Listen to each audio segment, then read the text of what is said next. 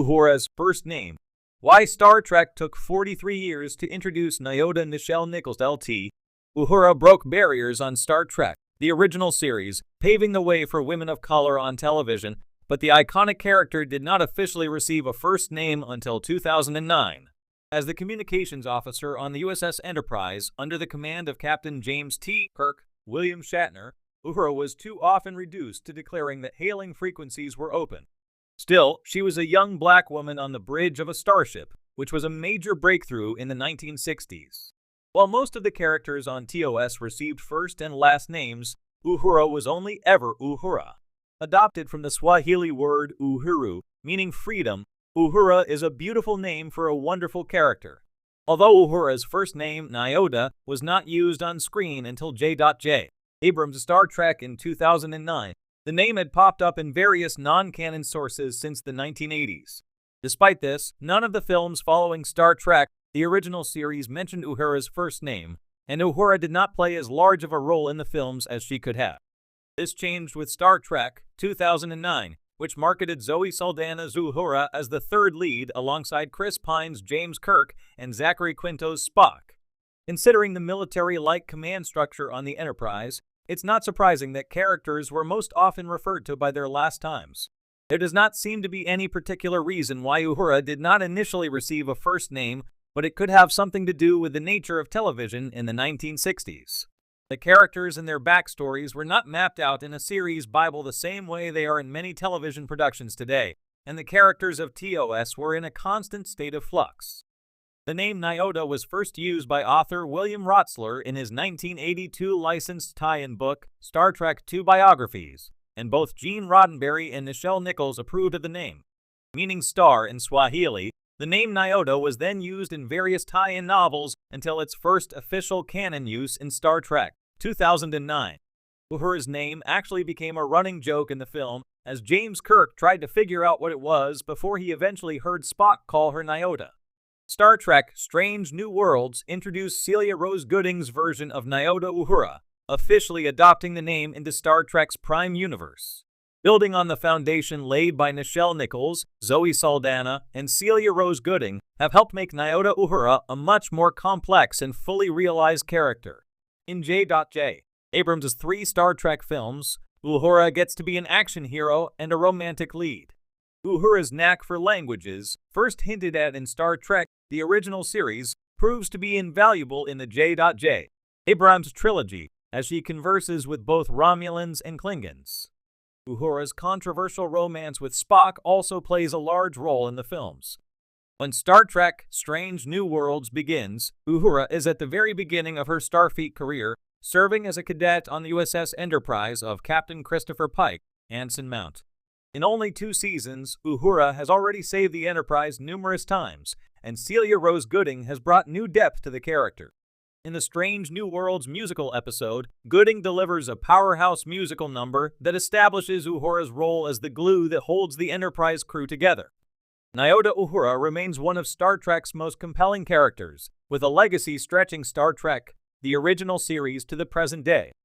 In the vast universe of Star Trek, Lieutenant Uhura has been one of the franchise's most iconic and trailblazing characters. Introduced in the original Star Trek series in 1966, she stood out not only as a strong, competent Starfleet officer, but also as one of the first black women depicted in a significant role on American television. Despite her crucial role on the Starship Enterprise, it took an astonishing 43 years before Uhura was given a first name, Nyota. The delay in revealing her full identity reflects both the cultural dynamics of the time and the evolution of Star Trek as a storytelling universe. Uhura, the cultural impact of a trailblazer. When Star Trek premiered in the mid-1960s, the United States was at the height of the civil rights movement. Segregation laws were being challenged, and demands for racial equality and representation were growing. Against this backdrop, the character of Uhura was revolutionary. As a black woman, she wasn't relegated to the stereotypical roles often seen in Hollywood at the time, such as maids or subservient figures. Instead, Uhura was the Enterprise's communications officer, a position of importance and authority on the ship's bridge, working alongside men and women of all races. Portrayed by Nichelle Nichols, Uhura became an icon for many viewers, especially people of color and women. Her presence on the show was a beacon of progress, representing a future where racial and gender equality were the norm. Here, Martin Luther King Jr., a fan of the show, even encouraged Nichols to stay on Star Trek when she considered leaving, emphasizing how significant her role was to the ongoing struggle for civil rights. Yet, despite her groundbreaking role, there was always a noticeable absence in Uhura's character, her first name. For decades, the character was simply referred to as Uhura, a name derived from the Swahili word for freedom, Uhuru. This lack of a first name wasn't unusual in 1960s television, where many supporting characters weren't fully fleshed out.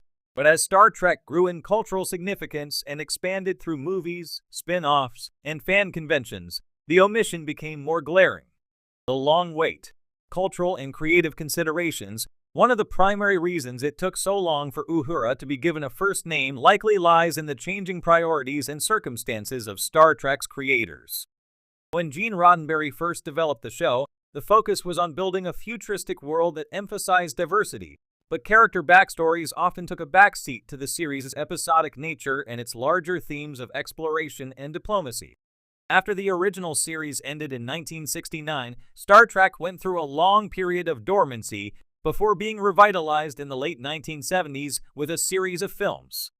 During this time, the focus shifted toward developing stories for the core characters, such as Captain Kirk, Spock, and Dr. McCoy.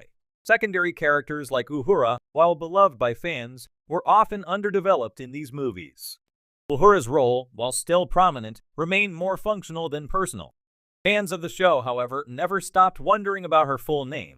Over the years, various sources, novels, fan fiction, and unofficial interviews suggested Nyota as Uhura's first name, borrowing from the Swahili word for star. Yet, it wasn't until the 2009 Star Trek reboot film directed by J.J. Abrams that the name Nyota Uhura was officially canonized. Why did it take 43 years? One might wonder why it took more than 4 decades for such a simple aspect of Uhura's character to be revealed. Part of the answer lies in the evolving nature of the Star Trek franchise. The original series was largely episodic, with a focus on self-contained stories rather than character arcs.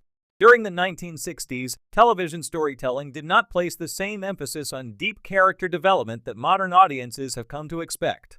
Moreover, Uhura's role, though groundbreaking, was not initially intended to be as prominent as Kirk's or Spock's. This meant that the creative team likely did not see the need to fully flesh out her character with details like a first name, especially in a time when supporting characters were often one-dimensional.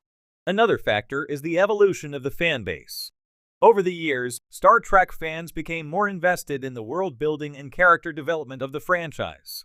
The rise of conventions, fanzines, and later the internet helped solidify fan theories, discussions, and demands.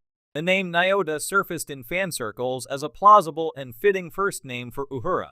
Eventually, the influence of these fans reached the writers and creators of later Star Trek installments. When J.J.